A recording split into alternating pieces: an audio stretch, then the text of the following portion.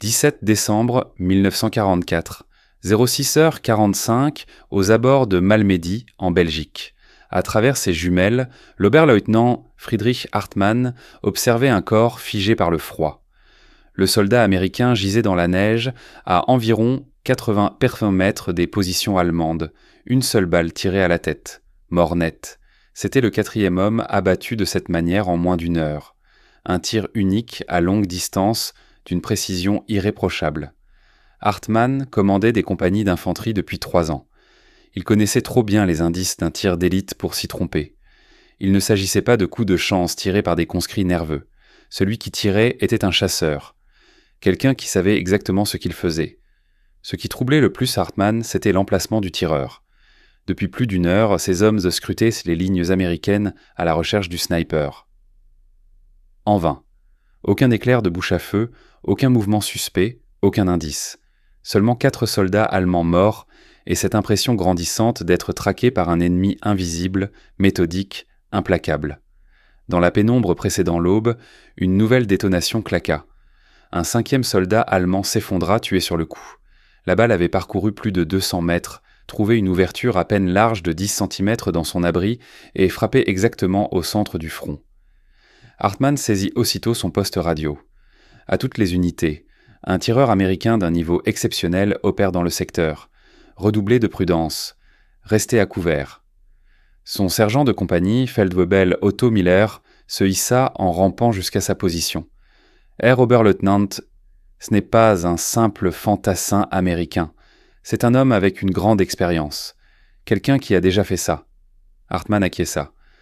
La précision, la patience, la capacité à rester totalement invisible, tout indiquait un professionnel. Et pourtant, les rapports du renseignement américain affirmaient que ce secteur était tenu par la 106e division d'infanterie, une unité inexpérimentée arrivée en Europe à peine un mois plus tôt. Des soldats verts, pas des vétérans de ce calibre. Ce que Hartmann ignorait, et ce que le renseignement allemand n'avait pas découvert, c'est que l'homme qui abattait ces soldats n'était pas un jeune appelé. C'était un soldat de 41 ans, refusé 2 fois pour le service en première ligne à cause de son âge. Un homme qui avait passé 18 mois à l'arrière, affecté à des tâches de soutien pendant que des soldats plus jeunes combattaient et mouraient. Un homme qui n'avait obtenu sa chance que 3 jours avant le déclenchement de l'offensive allemande. Le tireur s'appelait Master Sergeant William James Patterson du 432e régiment d'infanterie, 106e division. Au cours des 14 jours suivants, il tuerait 121 soldats allemands, deviendrait le plus âgé des soldats américains décorés de la Medal of Honor sur le théâtre européen et démontrerait que l'expérience pouvait l'emporter sur la jeunesse dans les mathématiques mortelles du combat d'infanterie.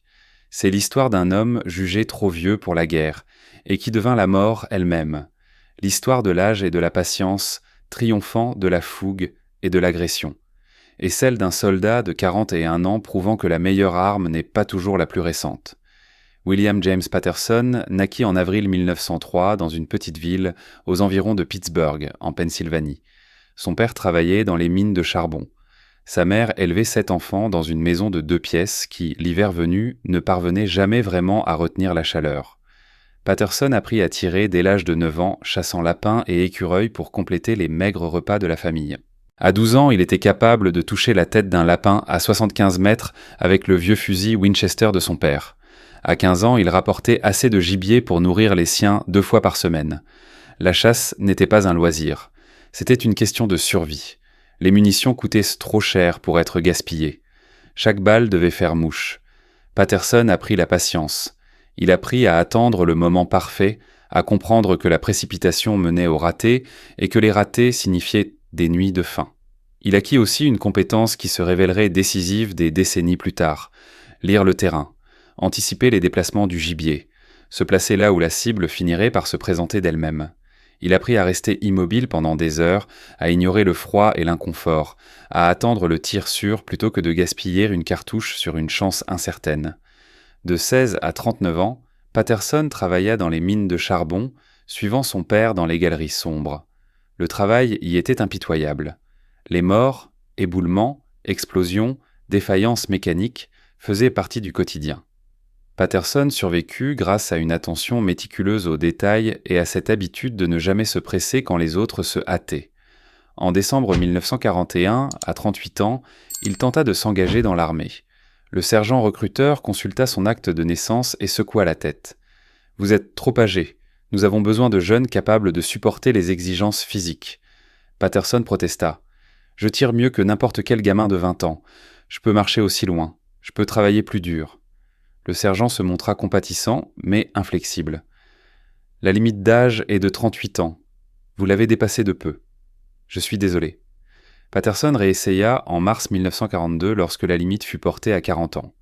Cette fois, il fut accepté et envoyé à l'instruction de base au camp Wheeler, en Géorgie. L'entraînement faillit le briser. À 39 ans, il avait 15 à 20 ans de plus que la plupart des recrues. Les courses, les marches en forêt, l'entraînement physique que les plus jeunes enchaînaient sans difficulté, l'épuisaient jusqu'à l'extrême. Les courses, les marches interminables à travers les forêts, l'entraînement physique que les plus jeunes supportaient sans difficulté, le laissaient vider. Les instructeurs se demandaient ouvertement s'ils seraient capables d'endurer les conditions réelles du combat. Mais une chose distinguait Patterson de tous les autres, le tir. Sur le pas de tir, il obtint la qualification d'expert avec des résultats supérieurs à ceux de n'importe quel recrue de son bataillon.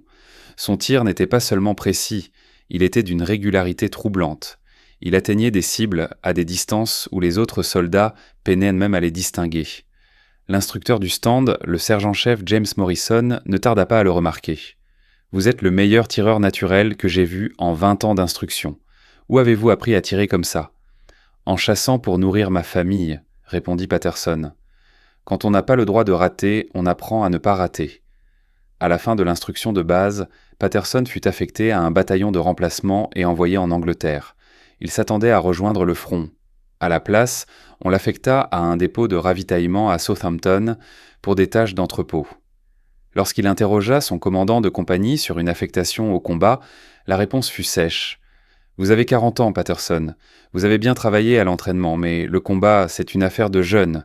On a besoin de vous à l'arrière. » Pendant 15 mois, Patterson resta cantonné au service logistique, regardant des soldats plus jeunes partir au front pendant qu'il recensait du matériel et chargeait des camions. La frustration le rongeait. Il ne s'était pas engagé pour compter des caisses. En septembre 1944, il demanda son transfert dans l'infanterie, refusé à cause de son âge. En octobre, il recommença, nouveau refus. En novembre, il écrivit directement au commandant de la 106e division d'infanterie, demandant n'importe quelle affectation de combat, quel qu'en soit le danger. La division manquait cruellement de remplaçants. Le 420e régiment d'infanterie avait subi de lourdes pertes lors d'accidents d'entraînement et avait besoin d'hommes expérimentés. Le commandant du régiment, le colonel Charles Cavender, examina le dossier de Patterson. 41 ans, tireur expert, excellentes conditions physiques pour son âge. Demande répétée de service en première ligne, toutes refusées. Le colonel prit alors une décision qui allait sceller le destin de centaines de soldats allemands. Le 10 décembre 1944, Patterson reçut ses ordres, mutation à la compagnie K du 423e régiment d'infanterie en tant que chef d'escouade. Il serait envoyé dans la région boisée des Ardennes, en Belgique, un secteur réputé calme, idéal pour que des troupes inexpérimentées acquièrent de l'expérience avant d'affronter de véritables combats. Patterson arriva sur le front le 14 décembre. 2 jours plus tard, l'Allemagne lança la plus vaste offensive de tout le front occidental. Il allait enfin avoir l'occasion de prouver que l'âge n'avait rien à voir avec l'efficacité au combat. 16 décembre 1944, 05h30, le barrage d'artillerie allemand qui ouvrit l'offensive des Ardennes frappa la 100e division avec une violence dévastatrice. Plus de 1600 pièces d'artillerie pilonnaient un front long de 130 km. La division, qui tenait 27 miles de ligne avec un peu plus de 14 000 hommes, faisait face à près de 200 000 soldats allemands issus de 3 armées. Le baptême du feu de Patterson eut lieu à 06h00, lorsque l'infanterie allemande surgit du brouillard matinal. Son escouade, installée dans des positions défensives près du village de Schönberg, se retrouva soudain confrontée à des forces ennemies écrasantes. La plupart des hommes de son escouade n'avaient pas 21 ans. Ils paniquèrent. Certains restèrent non figés. 2 tentèrent en de fuir. En quelques minutes, la cohésion de l'unité vola en éclats. La réaction de Patterson fut à l'opposé. Les années passées à gérer des situations d'urgence dans les mines de charbon lui avaient appris à rester calme quand tout s'effondre. L'âge lui avait donné une lucidité que la jeunesse n'avait pas. Ce n'était pas la première fois qu'il faisait face à la mort, et ce ne serait pas la dernière. « Restez à couvert », ordonna-t-il. « Choisissez vos cibles, tirez avec précision, ne gaspillez pas vos munitions. » Il donna l'exemple en abattant un officier allemand à environ 250 mètres. Un seul coup. L'officier s'écroula. Patterson manœuvra la culasse, éjecta l'étui vide, chambrant une nouvelle cartouche, une autre cible, un autre tir, une autre mort. Cette précision méthodique calma ses hommes. La panique céda la place à l'action. L'escouade recommença à se battre. Le sang-froid de Patterson devint leur point d'ancrage. Pendant les 4 heures suivantes, son unité tint sa position face à des assauts allemands répétés. Ils étaient inférieurs en nombre d'au moins 10 contre 1. Pourtant, grâce à la justesse de son tir et à son sens tactique, Patterson les maintint en vie. Il repérait les chefs de groupes ennemis et les éliminait en priorité, semant la confusion. Il abattait les servants de mitrailleuses avant qu'ils ne puissent se déployer. Il tuait les officiers, tentant de coordonner les attaques. À 10h00, la situation stratégique s'effondra. Le régiment était sur le point d'être encerclé. Le colonel Cavender ordonna le repli vers de nouvelles positions défensives près de Saint-Vite. L'escouade de Patterson, réduite de 12 à 7 hommes, se replia en bon ordre. Durant le retrait, Patterson assura seul le feu de couverture, permettant à son groupe et à des éléments de 2 autres escouades d'échapper à l'encerclement. Il resta en position pendant que 37 hommes se retiraient, abattant tout soldat allemand qui tentait de les poursuivre. La précision de son tir convainquit les Allemands qu'ils faisaient face à une force de défense bien plus importante qu'un seul homme de 41 ans armé d'un fusil. Et si cette histoire d'âge, d'expérience et de précision meurtrière, capable de vaincre la jeunesse et le nombre, vous captive, souvenez-vous qu'elle n'est que le prélude. Car c'est ici que commence la métamorphose de ce soldat jugé trop vieux en une présence presque mythique. Voici les 14 jours de mort. Entre le 16 et le 29 décembre, le Master Sergeant William Patterson tua 121 soldats allemands.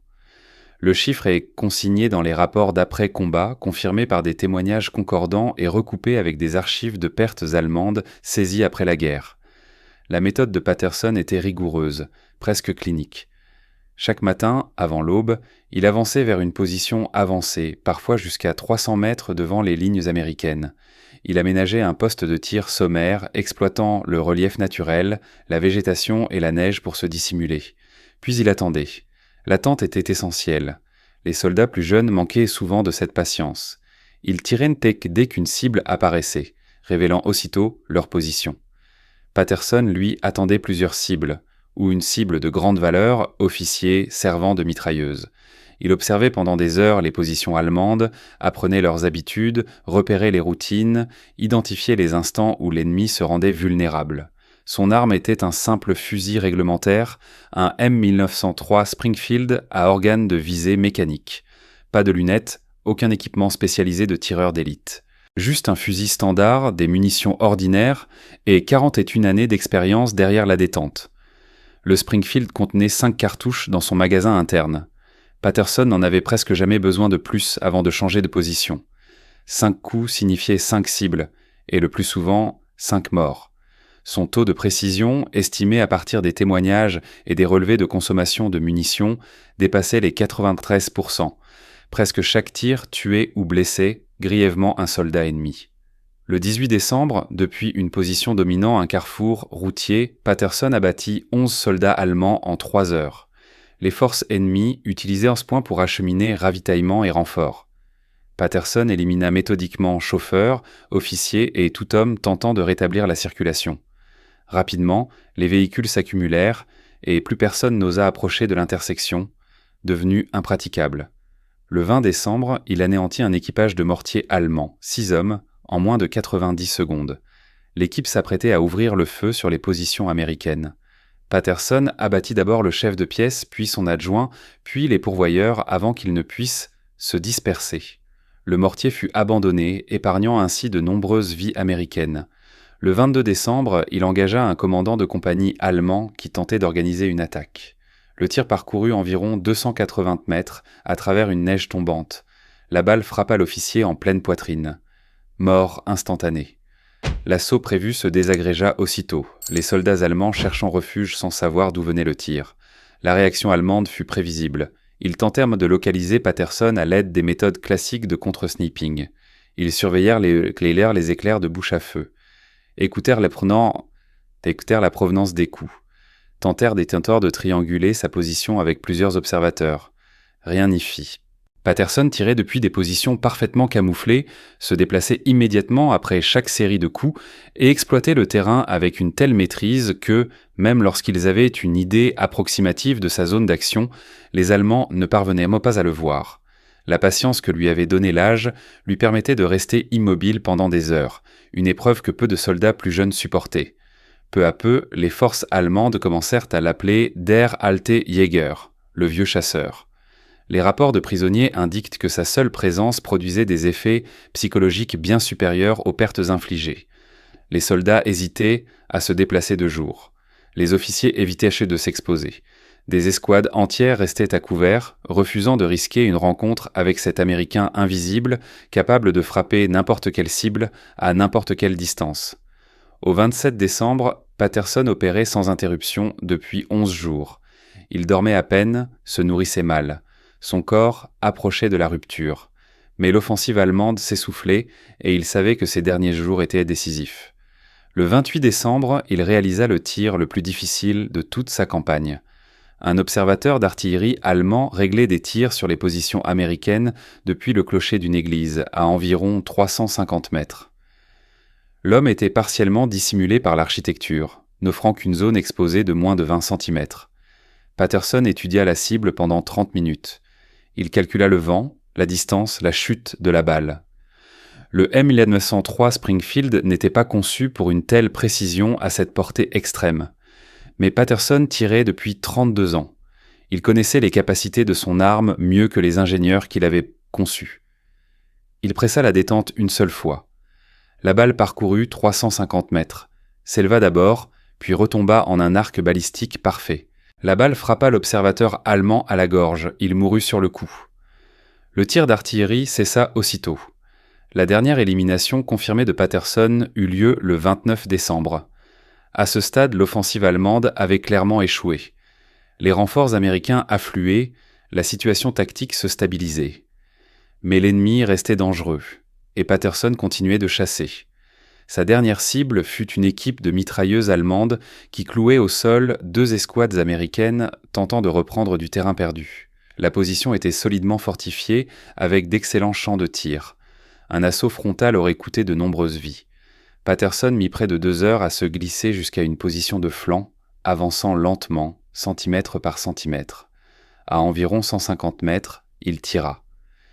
Le mitrailleur tomba. Puis l'aide-tireur, puis le pourvoyeur. 3 coups, 3 morts, 15 secondes. La mitrailleuse fut réduite au silence sans qu'un seul soldat américain ne soit touché. Cet après-midi-là, Patterson s'effondra, vidé de toute énergie. Évacué vers un hôpital de campagne, les médecins diagnostiquèrent des gelures, une malnutrition sévère et un épuisement total. En 14 jours, il avait perdu plus de 10 kilos. Ses mains tremblaient de froid et de fatigue incontrôlable, mais il était en vie. Le carnage en chiffres. Les statistiques liées aux 14 jours de combat de Patterson méritent une analyse attentive. 121 ennemis confirmés en 14 jours, soit une moyenne de 8,6 par jour. Mais cette moyenne masque une réalité plus nuancée. Certains jours, il ne tua que 2 ou 3 soldats, d'autres 15 ou davantage. Tout dépendait des opportunités tactiques et de l'activité allemande dans son secteur. Durant cette période, Patterson tira environ 230 cartouches. D'après les registres de ravitaillement et les témoignages, un taux d'impact de 53% suffirait à expliquer 121 coups au but. Or, tous les impacts ne furent pas mortels. Certains blessés survécurent. Le taux réel de Patterson, estimé à partir de multiples sources, atteignait environ 93% de tirs causant la mort ou des blessures graves. Une précision tout simplement exceptionnelle en conditions de combat. Les tireurs olympiques atteignent environ 95%, dans des conditions idéales. Patterson, lui, obtenait des résultats comparables par un froid glacial, sous le feu ennemi, après plusieurs jours sans sommeil avec des organes de visée mécanique à des distances dépassant souvent les 200 mètres. À titre de comparaison, les snipers allemands de la Seconde Guerre mondiale affichaient en moyenne 68% de précision en combat. Les snipers soviétiques, environ 71%. Les tireurs désignés américains, autour de 53%. Les 93% de Patterson surpassaient largement toutes ces références, mais l'impact psychologique décuplait encore l'effet statistique. Dans le secteur où il opérait, les forces allemandes devinrent nettement plus prudentes dès les premiers jours. Les déplacements de jour chutèrent drastiquement. Les officiers évitaient toute exposition. Des opérations entières furent retardées ou annulées, les commandants allemands craignant ce tireur américain invisible.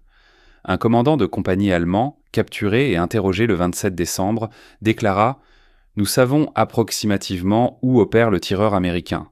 Nous ne pouvons pas le localiser précisément. Nous ne pouvons pas le neutraliser.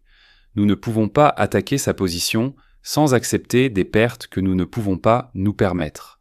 Le secteur qu'il contrôle nous est de fait interdit en journée. » Ce témoignage montre que les 14 jours de tir de Patterson produisirent des effets bien au-delà des 121 pertes infligées. Il avait créé une zone de domination psychologique, forçant l'ennemi à modifier toute sa manière de combattre pour éviter son feu.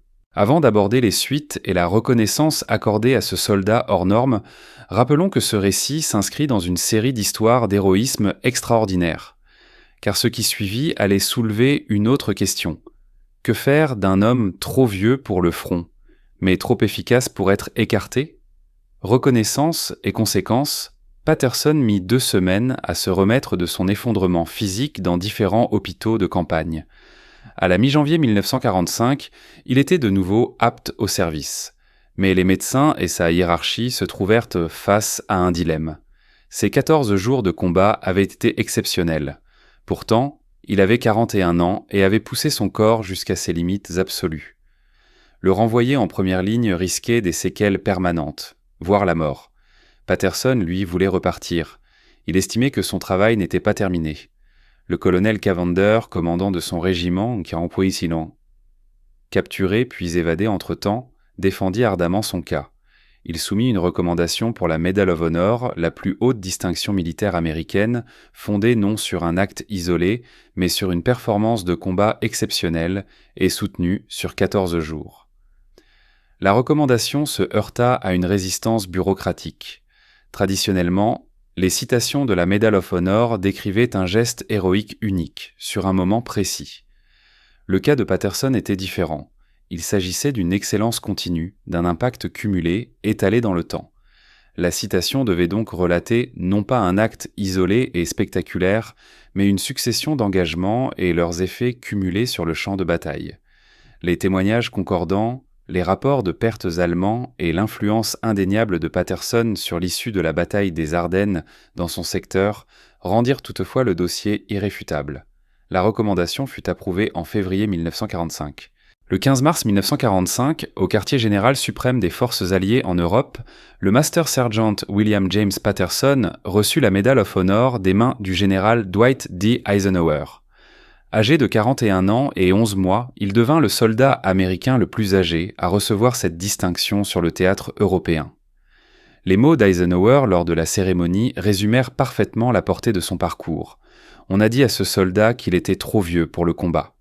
Il a prouvé que l'expérience, la discipline et la détermination comptent davantage que la jeunesse. Il a démontré que le soldat américain, quel que soit son âge, peut accomplir des choses extraordinaires lorsqu'on lui en donne l'occasion. Après la cérémonie, Patterson fut réaffecté à des fonctions d'instruction. Il passa les derniers mois de la guerre à former les soldats de remplacement au tir. Ses élèves n'apprenaient pas seulement des techniques de précision, mais aussi la patience et la rigueur qui faisaient de lui un combattant redoutable. Il quitta l'armée en novembre 1945 avec le grade de sergent-major. De retour en Pennsylvanie, il se rendit vite compte que la vie civile dans les mines ne lui convenait plus. Il avait trop vu, trop vécu pour retourner dans l'obscurité souterraine. Il devint guide de chasse et instructeur en armes à feu, transmettant aux chasseurs locaux les savoir-faire que son père lui avait enseignés des décennies plus tôt. Il parlait rarement de la guerre. Lorsqu'on l'interrogeait, il éludait d'une phrase simple « J'ai fait ce qu'il fallait faire. Beaucoup d'hommes ont fait bien plus que moi. » Il entretint une correspondance régulière avec plusieurs membres de son escouade d'origine, les 7 hommes qui avaient survécu aux 14 jours. Tous lui attribuaient leur survie au cœur du chaos des Ardennes. Patterson répondait invariablement qu'ils s'étaient sauvés eux-mêmes et qu'ils n'avaient fait qu'aider un peu. William James Patterson mourut en avril 1968 à l'âge de 65 ans. Plus de 300 personnes assistèrent à ses funérailles, dont 14 vétérans ayant combattu à ses côtés en Belgique. Sa Medal of Honor fut confiée au Pennsylvania Military Museum, où elle est toujours exposée, à un contexte plus large. L'exploit de Patterson s'inscrit dans un contexte plus vaste, celui de la discrimination liée à l'âge et de l'évolution du regard porté sur les soldats plus âgés durant la Seconde Guerre mondiale. Au début du conflit, la culture militaire américaine valorisait avant tout la jeunesse. Le soldat idéal était décrit comme un homme d'une vingtaine d'années, en pleine forme physique, agressif et adaptable. Les hommes plus âgés étaient perçus comme plus lents, moins flexibles, moins endurants. Cette vision reposait en partie sur des réalités physiologiques. Les jeunes disposent en général d'une meilleure endurance cardiovasculaire, de réflexes plus rapides et d'une plus grande résistance physique. Dans les activités fondées uniquement sur la performance corporelle, la jeunesse offre un avantage réel. Mais le combat ne se résume pas à la force physique. Il exige aussi du jugement, de la patience, de la discipline et de l'expérience, des qualités qui, bien souvent, s'affinent avec l'âge. Toute la difficulté consistait à déterminer quel rôle bénéficier de la jeunesse et lesquels tirer profit de l'expérience. Les premières planifications de guerre supposaient que les hommes plus âgés seraient affectés à l'arrière, tandis que les plus jeunes combattraient. Cette logique, apparemment rationnelle, négligeait cependant les différences individuelles. Certains hommes mûrs étaient plus robustes que des soldats plus jeunes. D'autres possédaient des compétences impossibles à reproduire uniquement par l'entraînement. Patterson incarnait précisément ces aptitudes renforcées par l'âge. Sa précision venait de décennies de pratique. Sa patience, d'années de chasse où la précipitation menait à l'échec. Son sens tactique provenait d'une expérience de vie que nul manuel militaire ne pouvait enseigner. Progressivement, l'armée comprit que des limites d'âge rigides étaient contre-productives.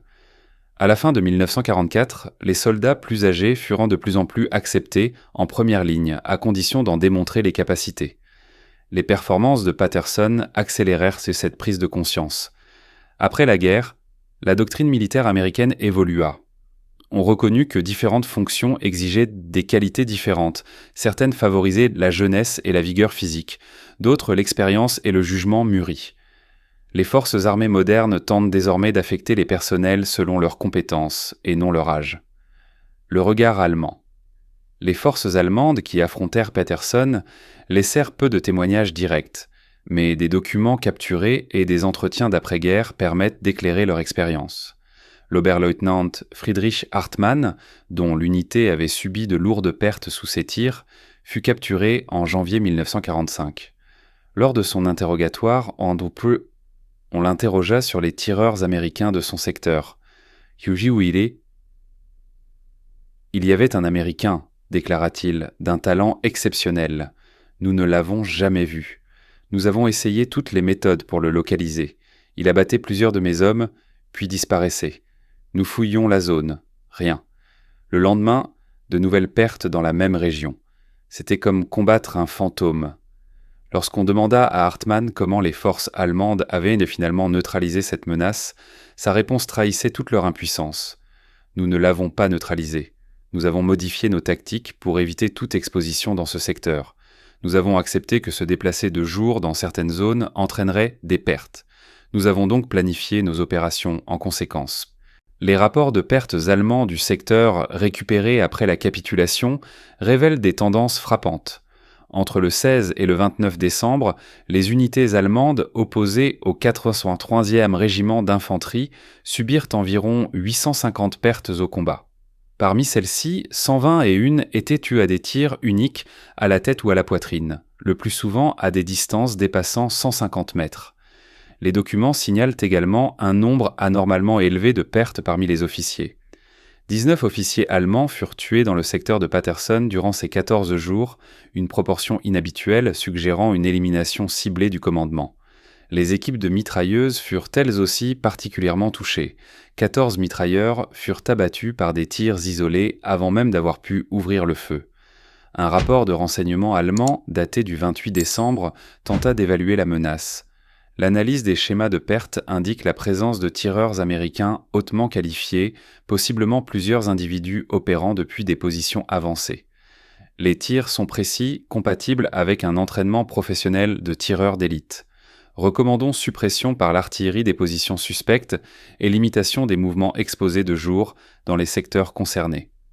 Cette recommandation fut appliquée, sans succès.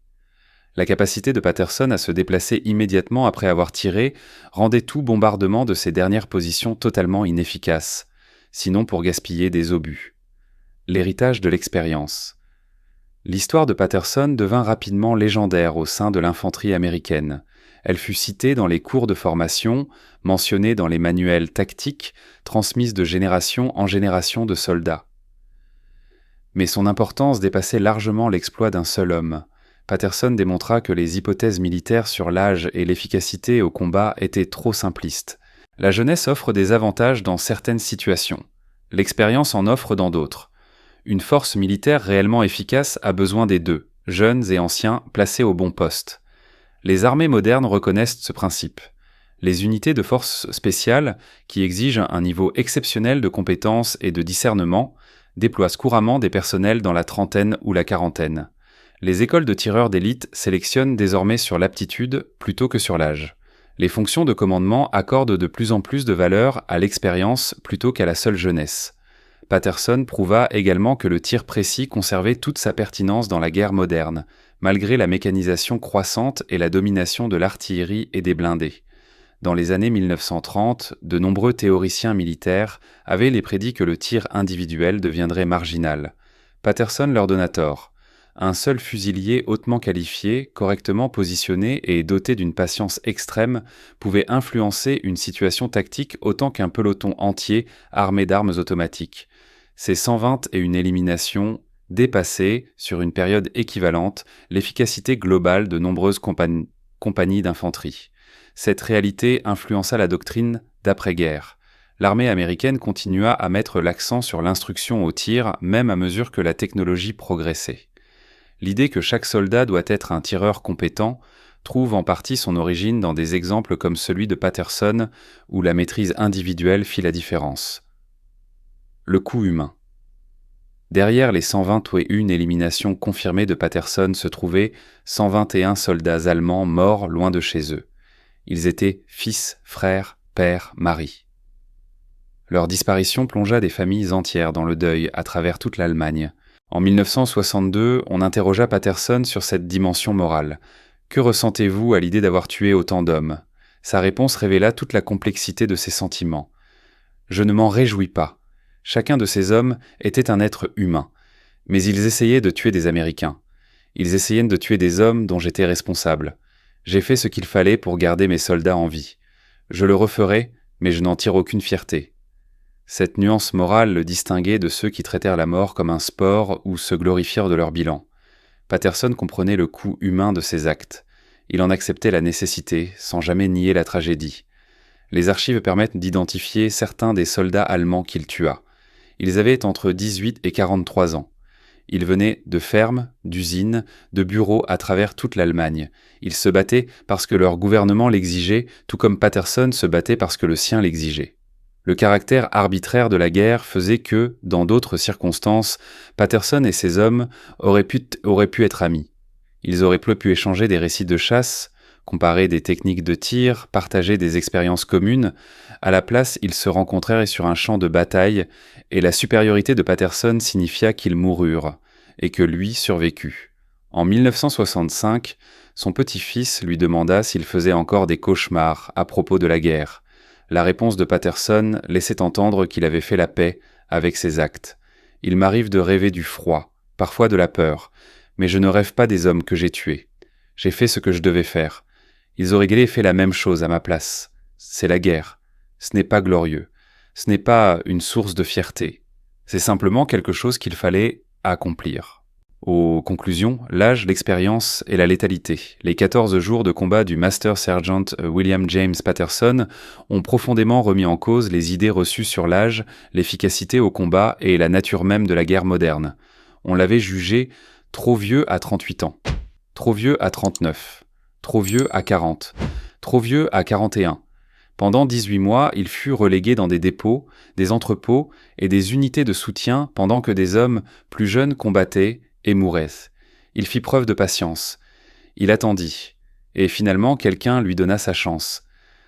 En 14 jours, il tua 121 soldats ennemis. Il influença les opérations tactiques sur l'ensemble d'un secteur. Il démontra que l'expérience pouvait l'emporter sur la jeunesse, que la patience pouvait vaincre l'agressivité, que la compétence comptait davantage que l'âge. Son exploit ne reposait ni sur une force exceptionnelle, ni sur des capacités physiques hors normes. Il était le fruit de décennies de pratiques appliquées à une mission mortelle. 32 années de chasse, où chaque tir devait compter, s'étaient transformées en une efficacité au combat que des soldats entraînés 2 fois plus jeunes ne pouvaient égaler. Les Allemands qui l'affrontèrent comprirent peut-être que leurs idées sur les soldats américains étaient incomplètes. Ils s'attendaient à de jeunes conscrits inexpérimentés. Ils se heurtèrent à un chasseur de 41 ans, armé d'une expérience forgée depuis l'âge de 9 ans. Ils apprirent la différence entre l'entraînement et l'expérience. Et ils payèrent cette leçon de 121 vies. Les Américains qui combattirent aux côtés de Patterson en tirèrent d'autres enseignements. Ils comprirent que l'âge n'était qu'un chiffre, que l'homme discret et méthodique pouvait surpasser n'importe quel guerrier impétueux, que le calme et la discipline triomphèrent de l'agression juvénile, et que la meilleure arme n'était pas toujours la plus récente ou la plus puissante. Parfois, c'est celle tenue par un homme fort de 41 années de vie. La citation de la Medal of Honor de Patterson déclarait notamment « Pour cruisia que pelilisan » pour héroïsme extraordinaire et dévouement au devoir lors de 14 jours d'opérations de combat soutenues. Le Master Sergeant Patterson s'est exposé à plusieurs reprises au feu ennemi afin d'engager les forces adverses, faisant preuve d'une maîtrise exceptionnelle du tir et d'un jugement tactique remarquable. Ces actions ont entraîné l'élimination de nombreux ennemis et ont contribué de manière décisive à la défense de positions vitales lors de l'offensive allemande dans les Ardennes. Son courage, sa compétence et son dévouement illustrent les plus hautes traditions du service militaire. La citation ne mentionnait pas son âge. Elle n'en avait pas besoin. Ses actes parlaient un peu plus fort que son certificat de naissance. On l'avait dit trop vieux pour la ligne de front. On affirmait que la guerre était une affaire de jeunes. On l'avait cantonné à l'arrière, là où l'âge ne comptait pas. Puis l'Allemagne lança la plus grande offensive du front occidental. Les lignes cédèrent. Les troupes inexpérimentées paniquèrent. Et il fallut quelqu'un capable de tuer avec une efficacité froide et implacable. Alors le soldat jugé trop vieux prouva qu'il était été exactement ce dont l'armée avait besoin. Pas le plus jeune, pas le plus fort, mais le plus expérimenté, celui qui tirait depuis 32 ans, celui qui savait que la patience l'emporte sur la vitesse et que la précision vaut mieux que le volume de feu. 121 Allemands morts en 14 jours. Littéralement 13% de précision, une domination psychologique sur tout un secteur, la Medal of Honor à 41 ans. On l'avait dit trop vieux, ils avaient tort. L'âge n'était pas déterminant. L'expérience l'était, la compétence l'était, la patience l'était, la discipline l'était. La capacité à rester immobile pendant des heures, dans un froid glacial, à attendre le tir parfait, toutes ces qualités que l'âge apporte et que la jeunesse ne peut reproduire par l'entraînement seul. Voilà ce qui comptait. Le Master Sergeant William James Patterson l'a prouvé en 14 jours de combat. Le soldat trop vieux, devenu une figure presque mythique. Le candidat refusé, devenu une légende. L'homme de 41 ans qui a surpassé des ennemis 2 fois plus jeunes. On l'avait dit trop vieux. Puis il tua 121 soldats en 14 jours. Alors on cessa de parler de son âge et on parla de ses résultats. C'est la force de l'expérience. C'est la leçon de la patience. Et c'est pourquoi il ne faut jamais juger la valeur d'un homme à son âge. Le soldat trop vieux grava cette leçon dans le sang, confirmé par 121 ennemis abattus, honorés par la plus haute décoration américaine. Il n'a jamais été trop vieux. Il avait exactement l'âge qu'il fallait, l'âge où l'expérience, la compétence et la patience se combinent pour une efficacité parfaite. 41 ans. 121 ennemis, 14 jours, une Medal of Honor. Les chiffres parlent d'eux-mêmes. L'âge est secondaire. Les résultats sont essentiels. Le Master Sergeant William James Patterson l'a démontré. Le soldat trop vieux devenu une légende.